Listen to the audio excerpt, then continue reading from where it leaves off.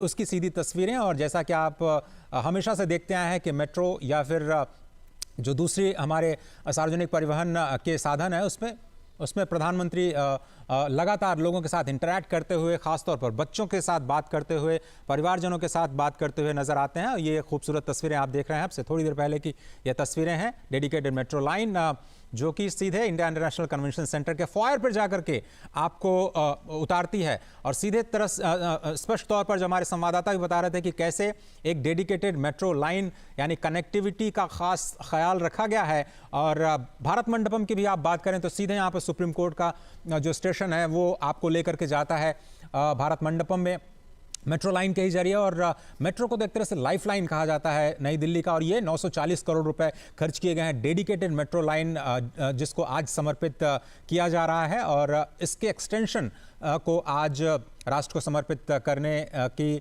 दिशा में आज एक बहुत बड़ा कदम। और आप जानते हैं कि इंडिया इंटरनेशनल कन्वेंशन सेंटर को भी आज राष्ट्र को समर्पित किया जाएगा, बल्कि पहला फेज यशोभूमि का पहला फेज जिसको आज प्रधानमंत्री राष्ट्र को समर्पित करेंगे। ये थोड़ी देर पहले की तस्वीरें जो स्पेशल जो मेट्रो परिचालन किया गया। तो एक मल्टी मॉडल कनेक्टिविटी का ध्यान रखा गया है। द्वारका को नई दिल्ली रेलवे स्टेशन के साथ कैसे जोड़ा जाए, एयरपोर्ट के साथ कैसे जोड़ा जाए, कैसे चौड़ी सड़कों के जरिए द्वारका एक्सप्रेसवे के जरिए एयरपोर्ट और इस कन्वेंशन सेंटर को जोड़ा जाए।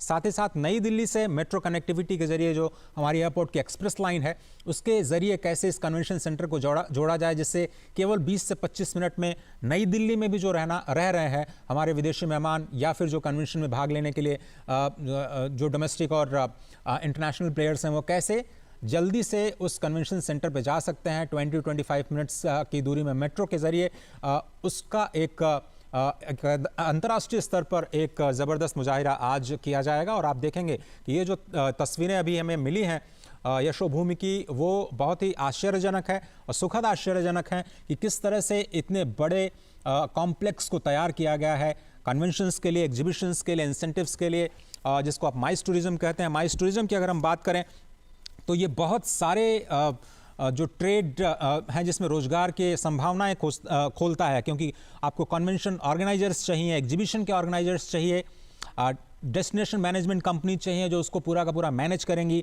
टूर ऑपरेटर्स की एक बहुत बड़ी श्रृंखला उससे लाभान्वित होगी, कई सारे लोगों को रोजगार मिलने की उम्मीद है।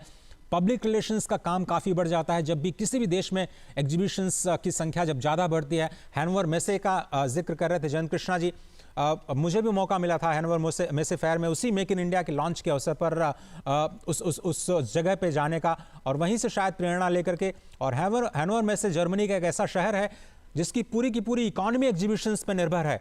वहाँ पर जब एग्जीबिशंस नहीं होते हैं तो लोग अपने घरों को बंद करके घूमने चले जाते हैं, केवल एग्जीबिशंस के टाइम में आते हैं और वहाँ का हर घर होटल में तब्दील हो जाता है। वहाँ पर लोगों को जो ब्रेड एंड ब्रेकफास्ट स्कीम्स के जरिए लोगों को अपने घरों को रेंट करने का मौका मिलता है, जो लोकल इकॉनमी है उसी से ड्राइव होती है। तो क्यों नहीं हम अपने भारत को माइस टूरिज्म में जो केवल अभी 1% का योगदान देता है पूरे दुनिया में, उसको हम क्यों ना बढ़ा करके 2%, 3% पर ले जाएं। और यही जो हमारी नेशनल स्ट्रैटेजी है टूरिज्म की, जिसमें माइस टूरिज्म को लेकर के जो स्ट्रैटेजी बनाई गई 2022 में, उसमें हमने कोशिश की है कि अगले 5 साल बहुत ही इंपॉर्टेंट होने जा रहे हैं माइस टूरिज्म के लिहाज से, जिसमें हम अपने देश के कंट्रीब्यूशन को जो कि वर्ल्ड के माइस टूरिज्म में केवल 1% है उसको दोगुना करना चाहते हैं, 2% तक ले जाना चाहते हैं। जो वर्ल्ड रैंकिंग है उसमें भारत की रैंकिंग अभी 28वीं है। जो पहली रैंकिंग है उसमें अमेरिका सबसे ऊपर नजर आता है। 900 से ज़्यादा इवेंट्स अमेरिका में किए जाते हैं। स्पष्ट तौर पर वहाँ पर कुछ एडेड एडवांटेज भी हैं, क्योंकि इंटरनेशनल ऑर्गेनाइजेशंस जैसे कि यूनाइटेड नेशंस, WHO आदि के जो हेडक्वार्टर्स हैं वो वहाँ पर हैं। सीधी तस्वीरें आप देख रहे थे। अब से थोड़ी देर पहले ये हमें तस्वीरें मिली हैं जो मेट्रो की डेडिकेटेड लाइंस के जरिए प्रधानमंत्री ने वहाँ पर पहुँचे हैं इंटरनेशनल कन्वेंशन सेंटर में, इंडिया इंटरनेशनल कन्वेंशन सेंटर में। और उससे पहले मेट्रो के डेडिकेटेड लाइंस में सफ़र करते हुए लोगों के साथ सेल्फी खिंचाते हुए ये खूबसूरत तस्वीरें। बहुत लोग खुश, बच्चे खास तौर पर जो परिवार के लोग वहाँ पर सफ़र कर रहे थे प्रधानमंत्री के साथ सेल्फी लेते हुए। और हमेशा की तरह ये बच्चों के साथ खास तौर पर प्रधानमंत्री की जो बातचीत है हम लगातार देखते रहे कि जब भी वो मेट्रो से सफ़र करते हैं इस तरह की सुखद तस्वीरें हमें मिलती रही हैं। और एक बात और कि जब भी प्रधानमंत्री मेट्रो से सफ़र करते हैं अपने मेट्रो का टिकट खुद खरीदते हैं और उसके बाद सारे नियमों का पालन करते हुए संदेश भी देते हैं लोगों को कि हमें भले ही कितने आप इम्पॉर्टेंट पोजीशन पे चले जाएं या फिर कितनी मुश्किलें हों, लेकिन आपको जो व्यवस्थाएं हैं उनका पालन करना सभी के लिए, पूरे राष्ट्र के ही हित में है। तो ये आप थोड़ी देर पहले की तस्वीरें देख रहे हैं।